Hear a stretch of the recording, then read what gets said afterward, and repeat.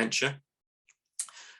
Neil's paper will be available online, and we'll make sure we send out copies to everybody who have signed up to today via email.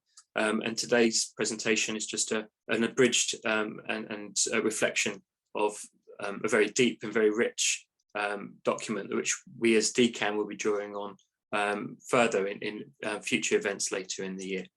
So Neil, I'll hand over to you.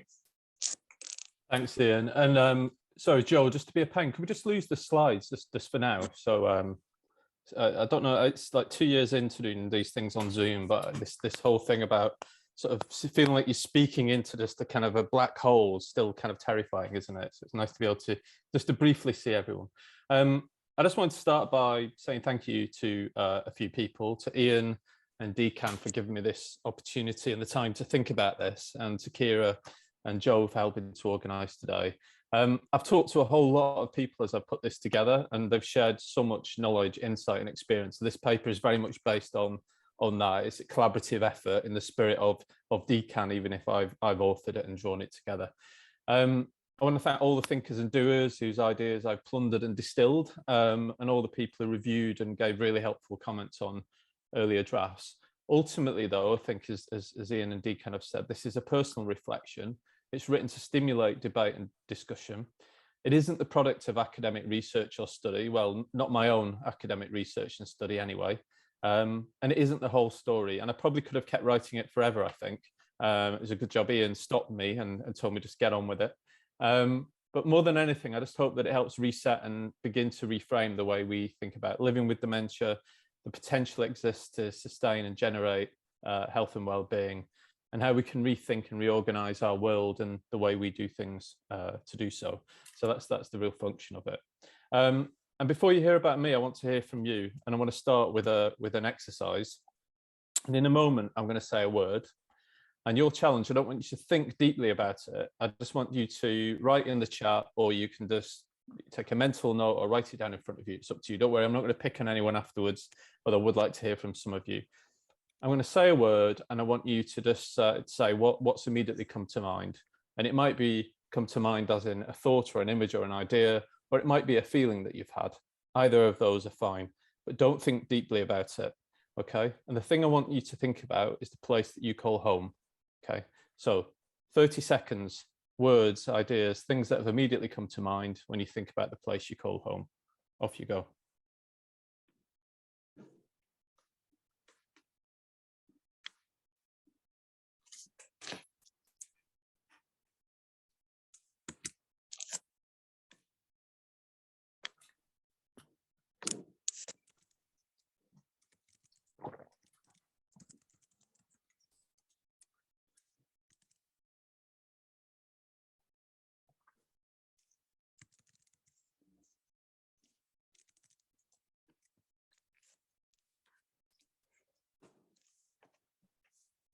Brilliant.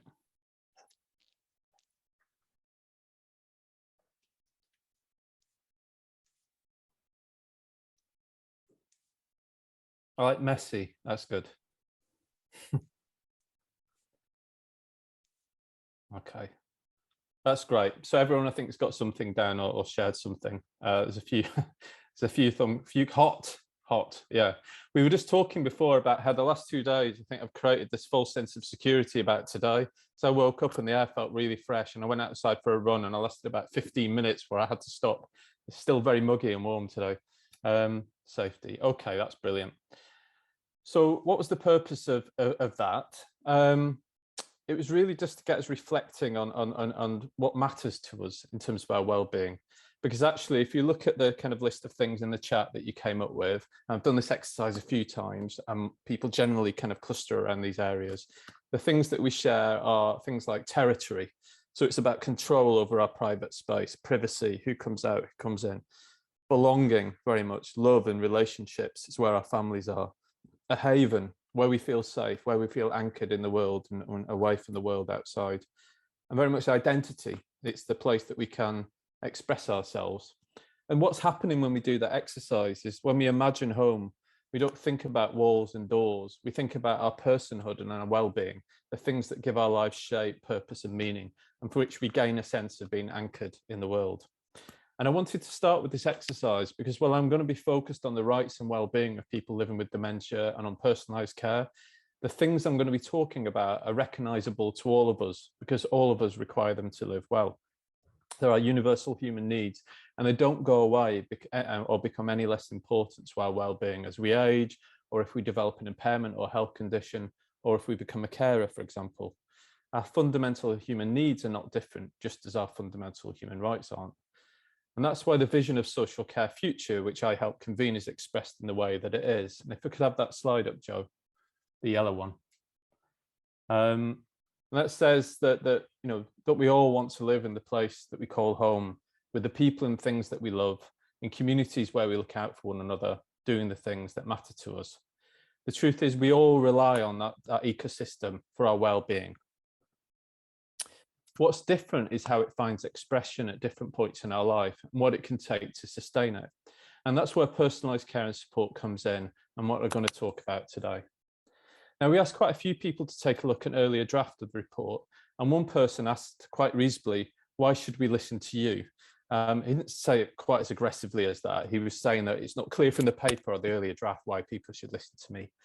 But my reply actually is that you shouldn't. If there's one thing to take away from my report and this, it's that the people you should listen to are people living with dementia and people who care about them, and to other people who draw on support to live their lives.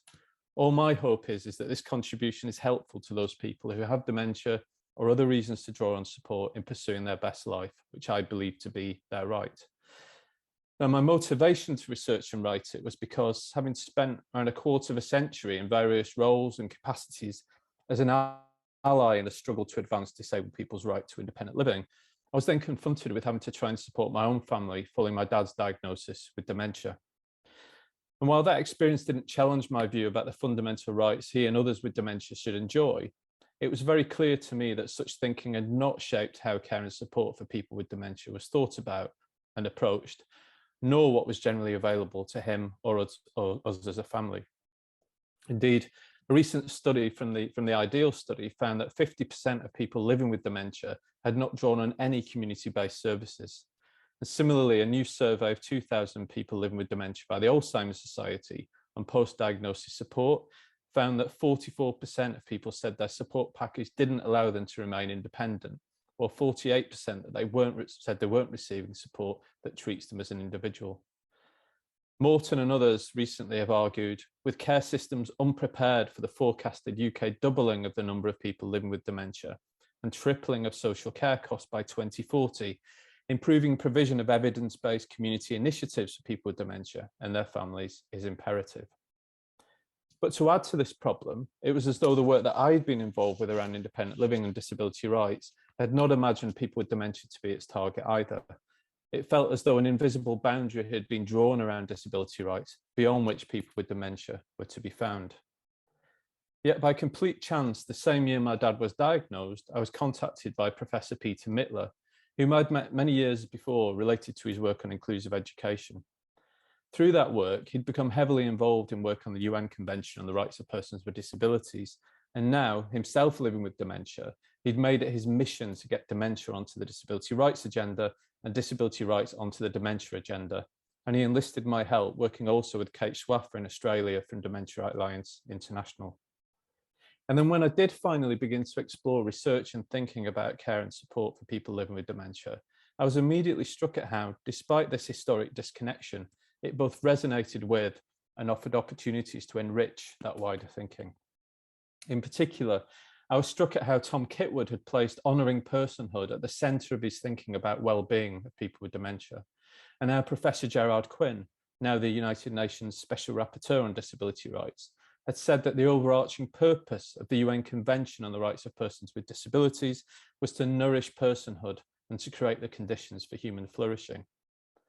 I was also struck at how, albeit with the confines of institutional care, Tom Kitwood had mapped the external behaviours that can uphold or undermine personhood and well-being, while in the field of disability rights, Professor Quinn had begun to talk about the idea of personhood as being shared and deriving from our social connections, which in turn dictate our ability to be the author of our own lives.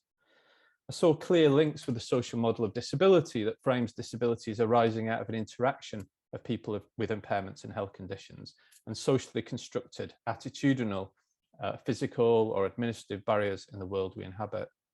And I could see so many similarities between Tom Kitwood's essential needs and things like John O'Brien's 5 accomplishments developed in relation to person-centered support for people with learning disabilities, for example. There were so many common foundations, yet what was strange is the often different goals and trajectories that they'd led to. So what I've tried to do in the paper is to create bridges between these and other islands of thinking and practice to help us to think about the gaps and the weaknesses of each, and to put forward a way of thinking about and approaching well-being and personalised support that benefits everyone. And that answers another question that was asked: what's the purpose of this and why now? Its purpose is, as I said at the beginning, to inform wider debates. Debates I don't think we've been having enough, but we must, about how we should anticipate ourselves and the people we care about being able to live our lives when we have cause to draw on support, about the best ways to grow, sustain and repair our health and well-being, and about what this means for how we organise and resource things to those ends. Until we've nailed this, then all talk of national care services, integrated care, or for that matter, personalisation, feels somewhat aimless.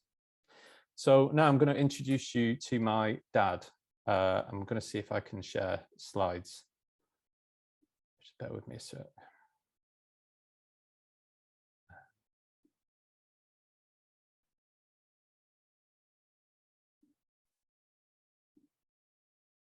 Sorry, bear with me a second. Okay, so I'm just going to play a little film clip of my dad, and hopefully you can actually, let me just double check something because I bet I didn't. Yes, I did what I thought I would do at the beginning and forget to share sound. Okay, I hope you can hear this.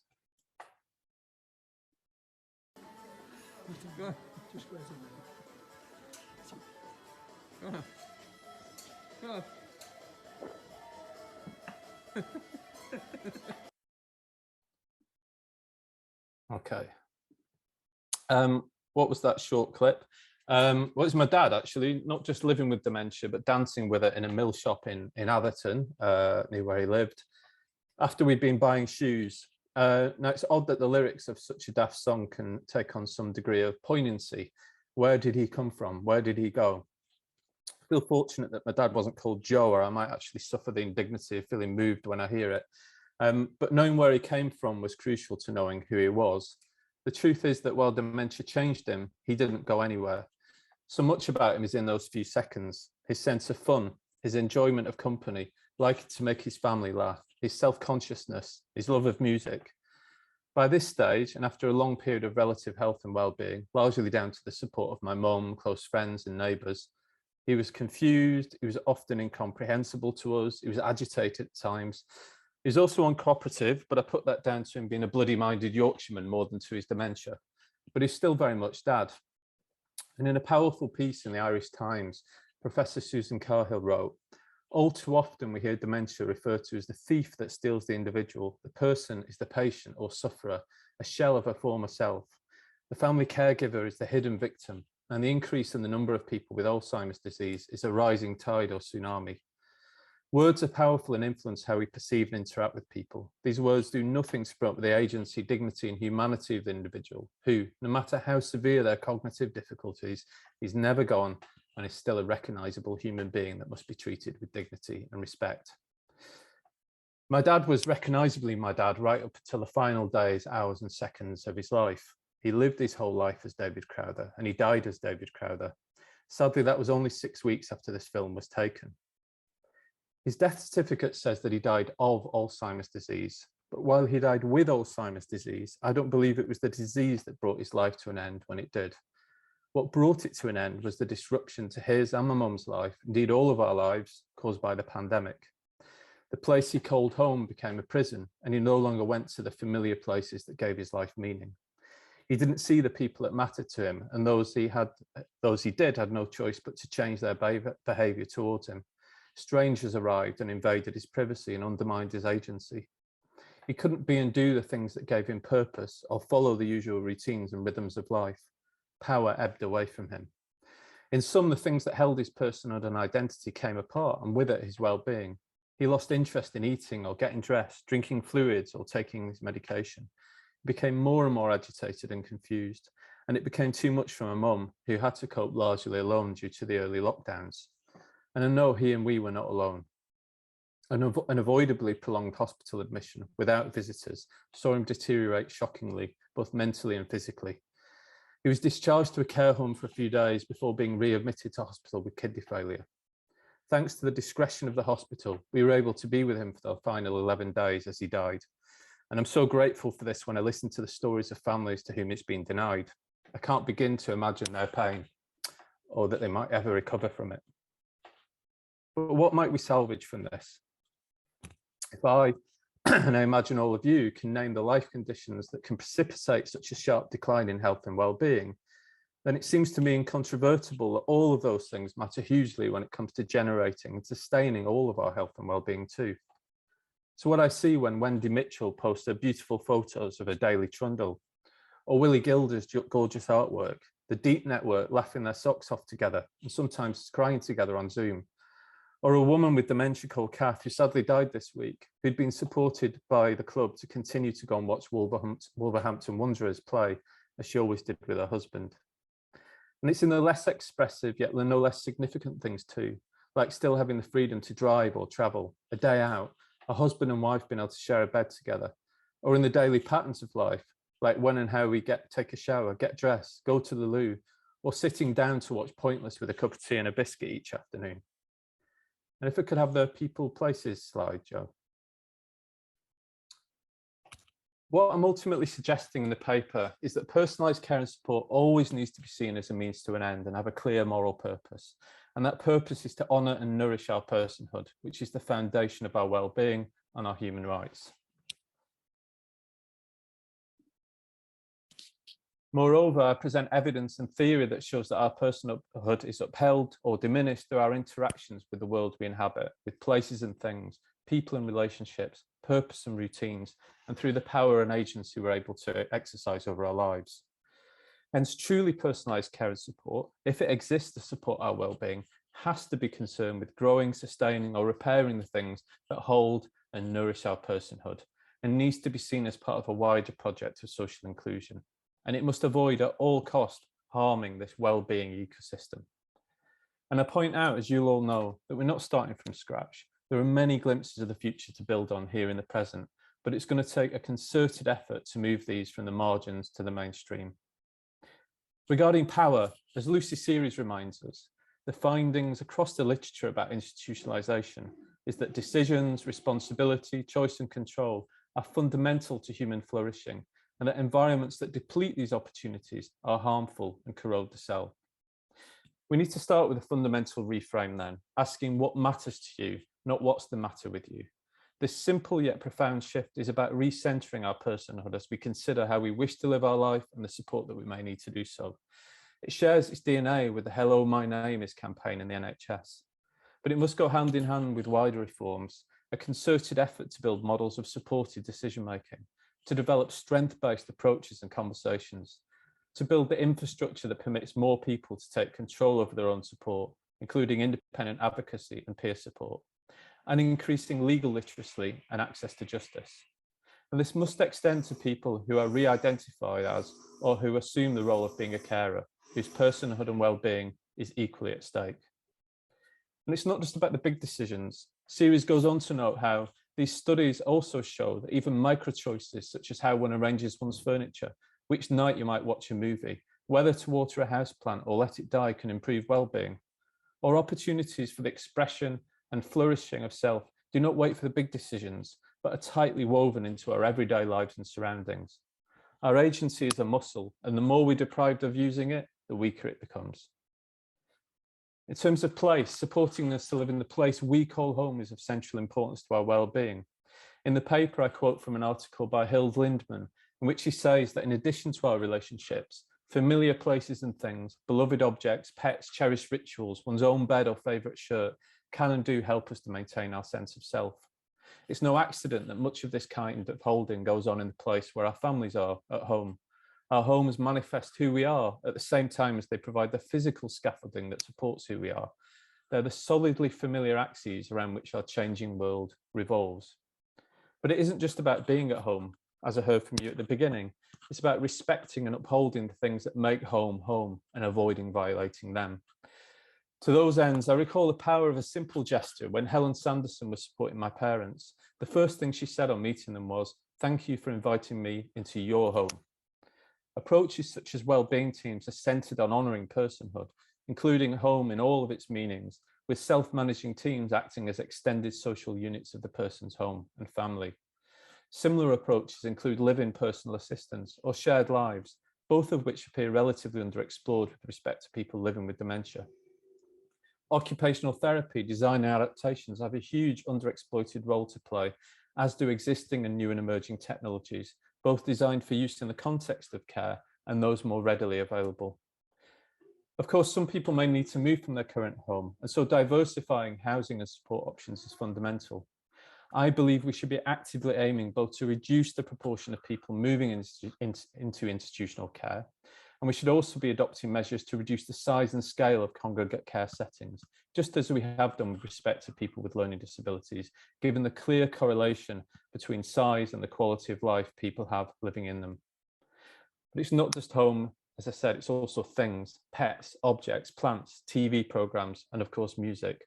All of these things matter, all of them anchor us in place. In terms of people and relationships, maintaining positive relationships, including existing relationships with family, friends, and neighbours, is fundamental to honouring and nourishing personhood. As described earlier during the course of dementia, the holding of identity and personhood carried out by others is fundamental. If relationships are fundamental to our personhood and well-being, then we'd be wise to think about relationship-centred support, not simply person-centred support, and not place demands on relationships that subvert or harm them. Stigma and prejudice can get in the way. There seems likely to be lessons to be drawn from the campaign Time to Change that was supported by the government and Comic Relief to address stigma and prejudice around mental health that inhibits the lives of people with mental health conditions, and which was most often exhibited by those who people had existing relationships with. Family, friends and neighbours often want to help but are often afraid to offer, while people would like help but are sometimes afraid to ask. Community circles have supported people living with dementia in the community and their families, friends and neighbours to construct person-centred circles of support, including my own family. It's also worked extensively to support people living in residential care homes to maintain connection with the wider community, centred on their interests and talents. And peer support can clearly be transformative. Dementia Voices I've already mentioned, but even prior to the COVID-19 pandemic, deep groups were harnessing the opportunities of teleconferencing platforms such as Zoom to connect. In Scotland, Kiri Connections are piloting the meeting centre approach based on a model developed in the Netherlands to provide social spaces for people living with dementia and their partners and families to come together. And then there's purpose, being and doing the things that anchor us in our own selves, which establish or maintain our connection with others, past or present, nourishes our personhood and sense of self. Having our role and contributions recognised by others is fundamental to our well-being. Local government budgets have typically reduced publicly funded social care to life and limb personal care and appear to have eroded some councils' willingness to permit people to use direct payments to pursue their own needs and goals in innovative ways. Some councils even talk about well-being as though it's a luxury. This is a mistake. Even if one is primarily concerned with protecting the NHS by keeping people out of hospital and expediting discharge, it's clear time and task home care does little more than keep people just about ticking over. It doesn't support people to live a life of meaning and purpose. And yet this is not a nice to have. People stop eating and drinking when they're lonely and depressed. People then become confused and dehydrated, fall over or start house fires. People are being avoidably admitted to hospital, not because there isn't enough 15-minute care visits, but because we're not nourishing their personhood. People need and want a life. The development of universal personalised care in health and social prescribing in particular is witnessing a growing focus on directing people towards opportunities and activities that improve people's health and well-being and that offers new opportunities. But there's also other things I don't think we are harnessing. Local area coordination is an approach originally developed in Western Australia, which is spreading across the UK, and it works alongside people to help find opportunities and connections in their local community through sharing their gifts and talents, and via which they might secure their well-being. And that could easily be developed to work alongside people living with dementia. But it's also crucial to look beyond opportunities falling within the ambit of health and social care. That necessitates thinking about all of the assets, resources, opportunities, and actors that can contribute to sustaining people's inclusion and well-being. We've already heard some football and rugby clubs have made adjustments to put in place support so that fans with dementia can continue to attend matches. In Glasgow, the Borough Art Collection last year wished to diversify its volunteers and specifically targeted people with dementia.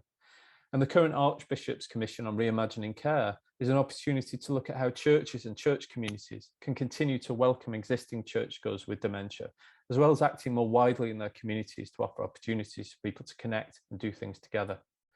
The organisation Community Catalyst is all about generating and connecting these local assets and opportunities to the benefit of people's health and well-being. And finally, I was struck doing this work that, to the best of my knowledge, there haven't been any cases brought by people living with dementia under the Equality Act 2010 or the Disability Discrimination Act before that concerning access to services. What a missed opportunity.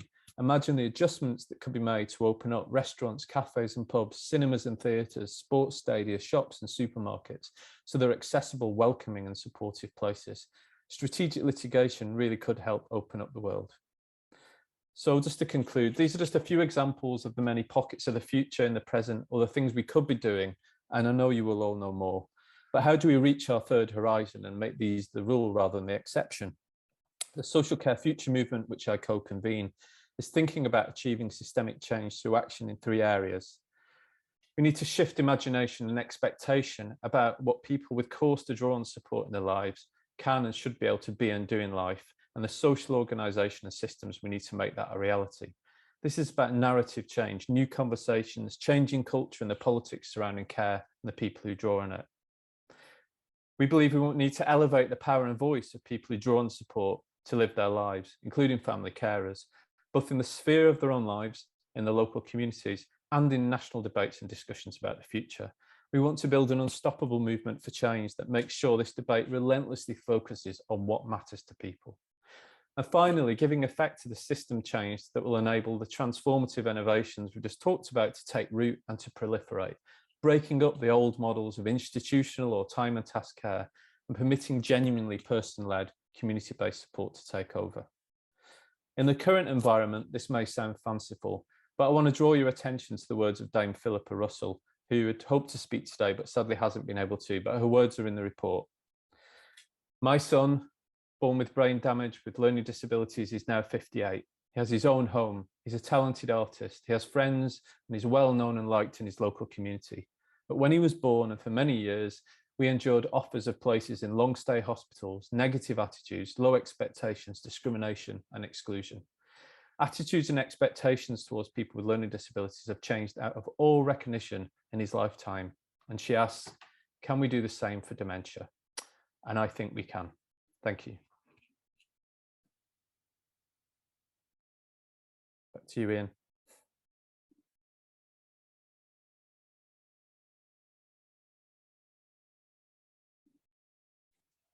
Thanks, Neil. Incredibly rich, very powerful, personal, but also speaking of really big challenges and big opportunities that we all have to make progress around dementia. And it's one of the reasons why DCAN commissioned Neil to do this exploration and the report that he's produced, is that recognition that DCAN itself started from a perspective of thinking about universal personalised care and the role that the NHS can play in focusing on what matters to an individual. But recognising that that's actually selling ourselves short and selling the people living with dementia short if we focus it from a particular aspect of the health and care system. That if we're genuinely interested in well-being and personhood and personalisation, then where we need to be starting from is the person and the individual and the relationships and what matters. And what we're going to hear from now is Ian Deaking's personal reflection of somebody who has dementia, what matters to him in life, where and how far the support and the response that he's received from different parts of the system, how far that sustained and supported those things, or how much of those become a barrier or an obstacle to try and overcome, to retain those things that are really important and matter to him. So I'm very grateful for Ian. It's not an easy task to come on a Zoom call with so many people to talk about things so personal. So I'm always in awe and also very grateful for everybody who contributes in this way to DCAN's work. And I'm very glad to welcome you today, Ian. Thank you. Could we just start by just sharing a bit about your experience of when you learned that you had dementia and how care and support were put to you in terms of what came next following your diagnosis? In 2019, my daughter, who doesn't live at home, but she became aware of something that I did, which she said was out of character for me. And that linked along with my short-term memory. I went to the doctors and discussed it with them, and I was sent to the memory clinic and subsequently had an MRI scan. I visited the memory clinic then up until April last year, and I had a further MRI scan. My daughter, who is a practicing nurse, she had this time had sight of the MRI scans, and she said, "Dad, you had a stroke in 2019. You've never been told that." And from what I can gather is that you can have a silent stroke where you have a stroke during the night and you don't have the physical manifestations of a stroke, but you just wake up feeling unwell but not knowing why. That became clear then that things weren't good. And I then saw a doctor at the memory clinic again, and I had a discussion with him. He asked me a number of questions, and I had a witness with me. And on 3 occasions, I was very clear, very precise, have I got dementia? And I was told, no, you haven't. You've got mild cognitive impairment. And so I left feeling quite happy, or reasonably happy. He said that it could progress to that at some stage. And then I had a copy letter through the post of where he'd sent a letter with regards to the consultation we'd had. And in this letter, at the bottom of the letter, it said to the doctor for them to put me on some kind of register suffering with vascular dementia, which came to me as an absolute shock, because I thought this is totally reverse to what the man told me when I was having the consultation. I clearly asked, have I got dementia? He said no. I contacted my doctor, expressed my unrest about it. I spoke to the memory clinic, and the manager at the memory clinic consulted with me as they were concerned at the way that I'd been treated. However, it made no difference whatsoever. I wasn't put in touch with any society. I wasn't made aware of anything at all. I wasn't given any booklets. I wasn't told that I had to advise DVLA. And so consequently, I was driving with a condition and a diagnosis for which it was legal. I should really have actioned that. Since then, I've made it my own business. And I've got to say, sadly, it took me 4 attempts to get hold of my local Alzheimer's group, nurses. It took me 4 attempts until eventually I was contacted. Now, since then, I've got no problems whatsoever. I'm now part of the Voices group, and we share life together. However, the sadness of that is it's become abundantly clear that I wasn't an isolated case, that so many people had had horrendous experiences of being told they had dementia, from a phone call from a doctor to a lady who said, "You've got dementia." And she broke down on the phone. And he said, "What are you crying for? You'll be all right." And it's absolutely tragic that this is allowed and has been allowed to happen. And in my case, sadly, the particular doctor concerned he was taken to task for it, but he is still continuing, and there's been a number of cases similar in style to what I have suffered. Ian, what would the experience have been like if in that original discussion and consultation, one, you were told about your dementia and what that might mean and the things you needed to be aware of, like your driving, but also part of that conversation was actually asking you what was important to you and what mattered to you and what is it was really important for you to keep doing and keep experiencing in life? I think it was the surprise factor, because I was there and I was prepared to be told I had dementia. And in some ways I was expecting that as a diagnosis. And so had I been told it at the time, there was a preparedness that already in me that I was ready to accept it and to travel with it. The kind of person I am, I wouldn't have left without information. I wouldn't have left without asking more questions. And so it would have opened up the avenues for me to maybe have had contact with other people. I've never suffered with depression in my life, but at that time I hit the bottom and I had to have help for my mental state. It didn't take long for me to come round, but I had to put my hand up and admit I needed help. Yeah. What's made the difference since that time, Ian?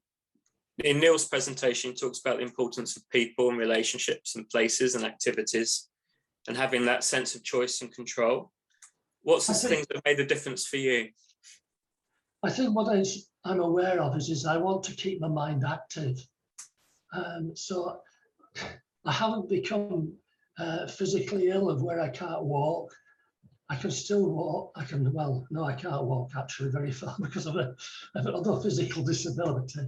But I can still work on the computer. I can still help people in other ways. And I recognise where my inadequacies are. Like, I couldn't remember mild cognitive impairment. And so there's ways around it. I've written it down because I knew I had a problem with that word. And so I just looked down when I needed to say it. And so my lifestyle in many ways has had to change. Some people are not aware I've got dementia because I've learned a way that I stumble. I know there's a word I want to say and I'm approaching it, and I'll flip and I'll word it in a different manner. So people are not even aware that I've got it. Thanks, Ian.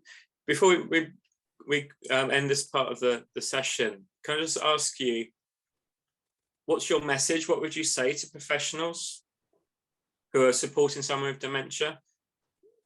I would say to professionals, please speak to them as a person. Speak to them direct, not to their carer. By all means, answer the carer's questions, but speak to them.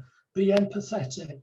Understand the impact that this is going to have on somebody's life, to be told, because initially when you get it, you think, I'm going mental, I'm going crazy.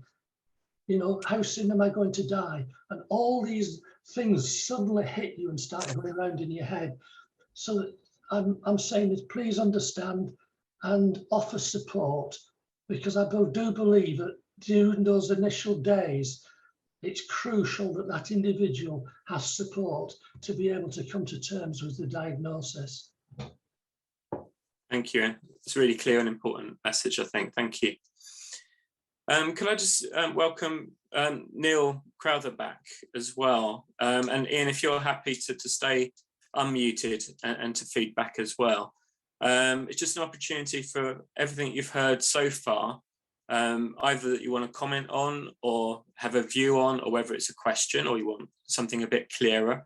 This is just a chance for people to ask questions of myself, Neil, or Ian, before we go into the breakout groups. Joe, has there been anything in the chat? I can't see the chat from my iPad. Or if anybody wants to come off mute and ask questions. I'm just having a look through the chat now.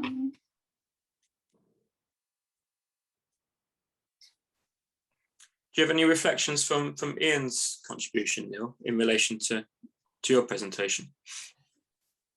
Well, a lot of it rang true. Well, so we met with Ian the other day, didn't we? And I was sort of saying how his experience of diagnosis was very similar to my dad's. My dad was originally, well, let me just sort of backtrack a bit. But my dad only actually began to explore whether he might have dementia in a similar way because I and my mum started to notice a change in him. But it was such a subtle change that you would have to know him very well to kind of see it. It wasn't this idea that I think we've seen in some stuff lately about repeating things over and over. It wasn't that expressive. It was very kind of subtle. And I actually thought it might be anxiety or depression or something like that. But he went for tests, and he similarly was given this cast iron assurance that it was mild cognitive impairment.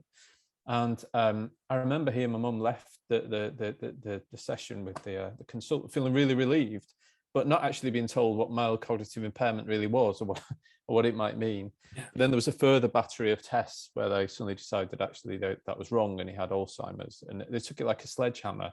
And they were really just told, only I've been asked some questions about what how the disease might progress, but we're not signposted to anything or anyone at that point. And so really for a number of years, nothing happened. My dad just wanted to carry on, and that's kind of fine, but we didn't get the opportunity to plan ahead, to think ahead.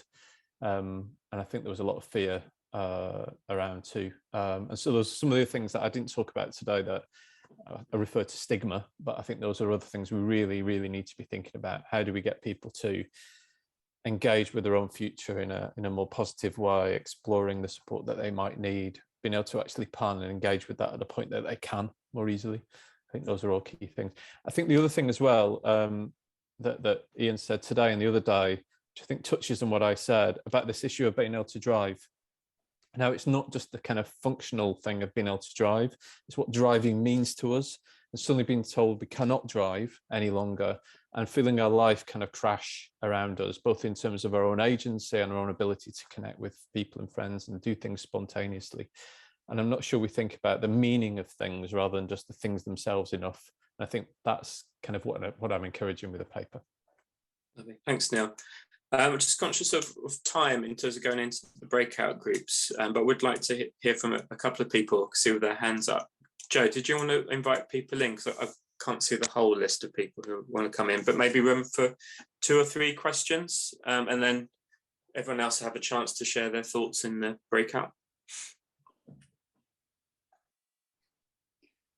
Okay, so Veronica, would you like to share your question? Thanks. Well, may I congratulate you on a really fantastic webinar, and both Ians, Ian Heath on what matters most to you, and Ian Deakin on brilliant. You are so articulate, and I would like to say, I don't know if it's reassuring in any way, but we had a participant who came to us at Arts for Dementia with vascular dementia, with a diagnosis of vascular dementia after a stroke, having lost memory and reading ability. And after a year of weekly art and weekly drama with us, when I called to ask about diagnosis, oh my dear, she said, I haven't got dementia after all. She said her reading ability had come back and her memory, and the diagnosis was now stroke damage.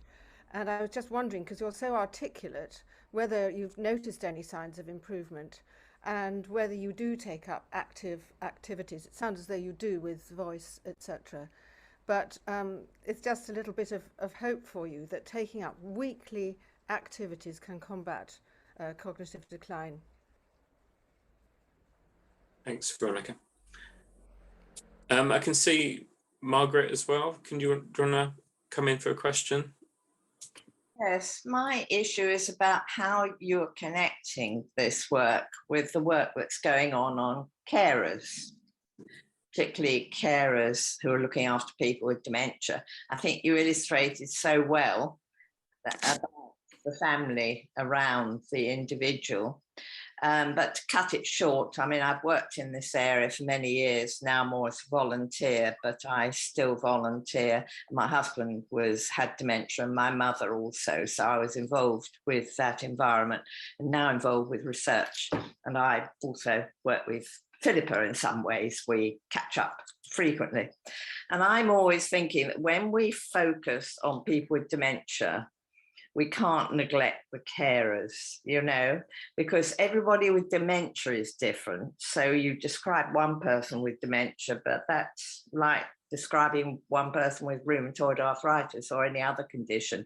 There is such a rich variety and disease processes. And, you know, along that journey, because it is a degenerative disease, carers will become more and more important, even if the person with dementia wants to retain their independence, rightly so. I might well get dementia, and also for as long as possible.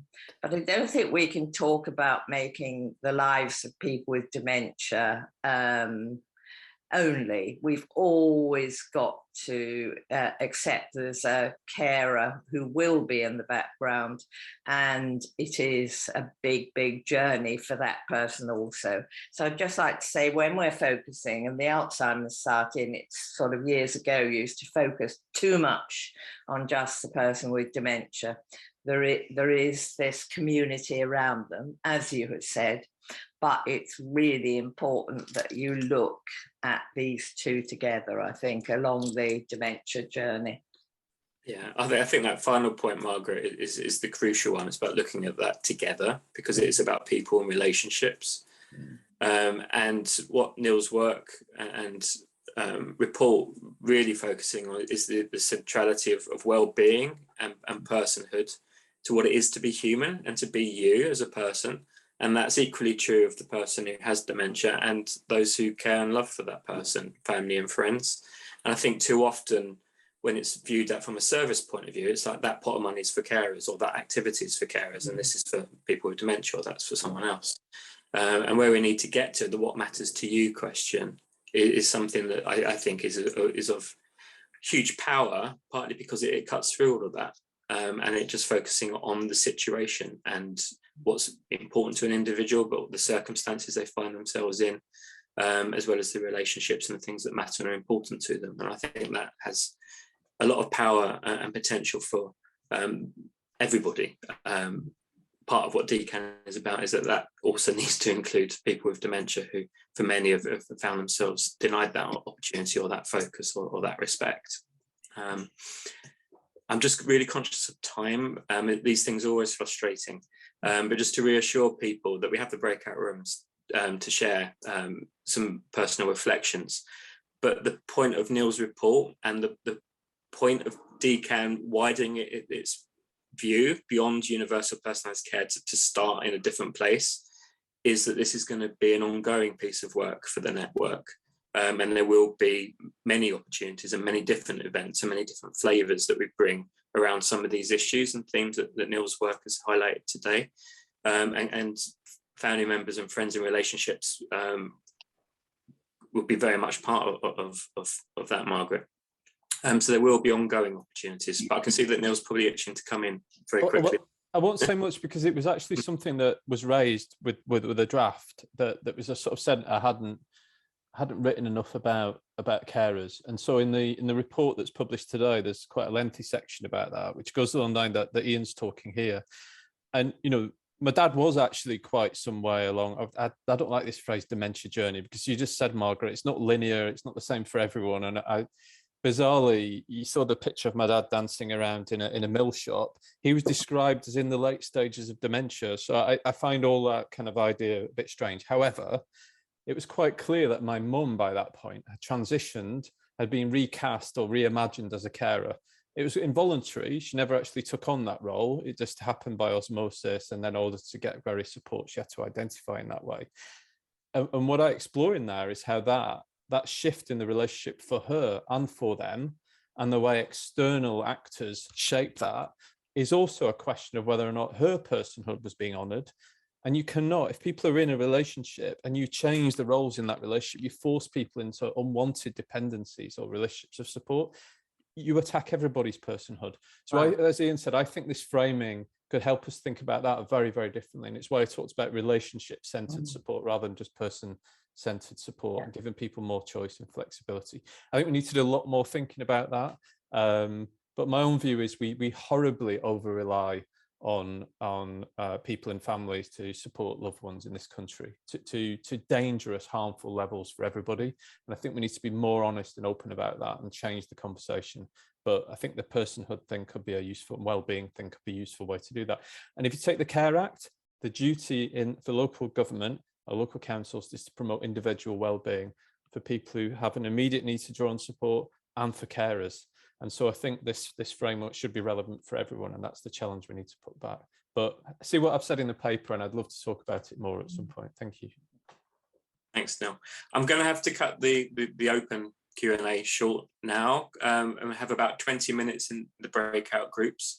What I would say is use the breakout groups to pose your questions. You may not have time in that either to look at everything in the rounds and in great depth. But do use the chat facility in your breakout groups, but also in this main session, because we will be picking those up, and they will give us ideas and directions we can take future events as well. So Joe is going to do the magic, and I'll be honest, I've no idea how it works, but we're all going to be put into separate breakout groups. Each group will have a facilitator who will be able to sort of introduce some questions and things to think about. Okay. But if we have for 20 minutes and then come back, and then we'll talk about next steps rather than sharing from the groups, because I don't think we'll have time for that. Okay, so you'll all automatically be moved to a room now. And after 20 minutes is up, you'll move back into the main group, and I'll put the questions in the chat as well, just so you've got them all fresh in your minds. Okay. Thank you, everybody. We have 5 minutes left. Can people sum up in 1 minute a flavour of how it felt in your group?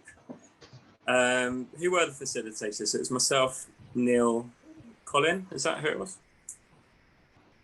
Oh, you're on mute, Neil. It was Kate Jopling in our group. Okay, yeah. Excellent. So I'll kick off just to give a sort of sense of the sort of feedback we were after. I think from our group, try and sum it up in a minute, it was a really positive feeling in the group that change is achievable, and people in that room felt as if they have experienced some of what we were talking about. And some of the points really that brought that home was the need to do things together, so the co-production element and seeing things from all sides. And the other thing that kept coming back was continuity and relationship building. And the one phrase that was the last contribution of the group was the professional's capacity for relationship building. And I think that's an individual thing, and recognizing that professionals themselves are individuals and have different comfort zones and skills. But also, how do we design systems that makes it easier for the professionals to build those relationships? So I took a lot of encouragement from our group. So Kate, can you sort of sum up the feeling from your group? So we started with, I think, sort of a number of the people in our group who are living with dementia were talking about spaces where the sort of formal response has just not been aligned with what people want, and how do we move towards a better alignment between actually what matters to people and what they want. Groups I'm in often take a gloomy turn. I think we did sort of focus on some problems in the system, which really amount to kind of where the kind of the dementia baton gets passed around and no one's quite picking it up, and how do we address that? And I think the real need, and Neil talked about the idea that maybe this is an acid test of integration and the potential to do better by actually papering over the mess of arguing about whether this is social care or old age psychiatry or health or whatever, but actually getting to a point where we're just starting, we're more able through integration to start with the person. Is that a fair summary? Nod or grimace? But I think those are the key things we were talking about. Brilliant. Thank you, Kate. And Colin, was it your group, the other one? It was. It might be a bit of a double act between myself and Jane. I was asking Jane to make notes. It was a brilliant conversation and clearly lots of knowledge in the room. Some excellent reflections on what was discussed. The kind of some of the common themes that came out, it felt as though there's a little bit of sort of chicken and egg around the diagnosis stage, where people were nervous to go and get diagnosis because the system isn't actually set up very well in lots of instances, and certainly kind of broadly to support people upon that diagnosis. So with that stigma and what it is that they can then go and do to stay stimulated and stay well. But then at the same time, we heard from kind of somebody working in services where the system was well set up, but people were kind of nervous about stepping forward, and therefore the ability to get the funding and support to kind of sustain that service in a really meaningful way is also a challenge as well. So there's an element of chicken and egg, a real emphasis on the need to co-produce, which was great personally for me to hear, around kind of the importance of making sure, and somebody gave an example around how in Scotland they do this. They work very closely with people with dementia to kind of design what the services looks like. And that works really well from a stimulating perspective for people with dementia, but also from a service working well perspective as well. And then a lot again around the need for care homes to be less risk averse and to enable people to continue doing things that they did both in the community previously, so people can be able to continue to live their lives, and also just in terms of what it is that they can do within the care home as well. And there's a fantastic example around kind of with items as well. You know, people could still kind of do hoovering, could still do things that they would do every day in their own home. So it's about that home becoming their own home and not just a place where people become isolated as well. Hopefully that did that justice. Yeah, I got all of that, Colin. And also just to add that, yeah, whilst we do recognise we've got a wealth of research around dementia, it's really very useful. We do need to start converting that into action. I think a few people are quite challenged by how we are, how things haven't changed too much over the years. So we really are expecting some changes from some of the work that we want to do with the research that we've got. Brilliant. Thanks, Jane. Thank you, everybody. Just to give you a quick sense of what's next. The report that Neil has referenced today is going up on our website. So that if you go to dcan.org.uk, you'll be able to find the report there. We'll also be sending that out to people by email as well. Over the summer, we'll be getting together as a group of DCAN doers from NHS, from Alzheimer's Society, TLAP, Coalition for Collaborative Care, who sort of pull all things together to plan what comes next. So we'll be doing some work over the summer to work out what the programme of activity will be for the remainder of the year. But there will be more events or more focus, especially on particular themes and topics, events that add to this bigger picture that we're working on and presenting on today. Before we get to the summer break, just for your diaries, there's a DCAN session on the 9th of August, which is a partnership with Alzheimer's Society, who've done some research and a report on post-diagnosis support. So they'll be sharing their findings, but then it'll be an opportunity to think about some of the themes that we've shared today, but also the priorities around personalised care and dementia in terms of how do we get it right from the very start. So we'll be sharing that through the network as well. Again, it'd be similar to today. There'd be presentation breakout groups, and it'd be free for all of you and any of you to join. And also just the final word, Philippa, who wasn't able to come, has shared her notes of what she intended to say. And they are really valuable, as you'd expect from someone like Philippa, particularly given that carer perspective that came up in the questions. So Philippa's given us permission to rework some of those notes into a blog. So we'll make sure that we'll put that on the website, but we'll share that to everybody who registered to come today. And that just leaves me to thank Neil, thank Ian, thank Joe, and also to thank Kira, who's not here, for not well today. For some of the work and preparation in setting today up. So hopefully it's been good to be back. It's been a while since we've had one of these for DCAN, but there'll be many more in the year to come. And thank you for giving up your time, particularly on such a hot couple of days. So much appreciated, and hope to see you all soon. Thank you. Okay. Thank you. Bye-bye.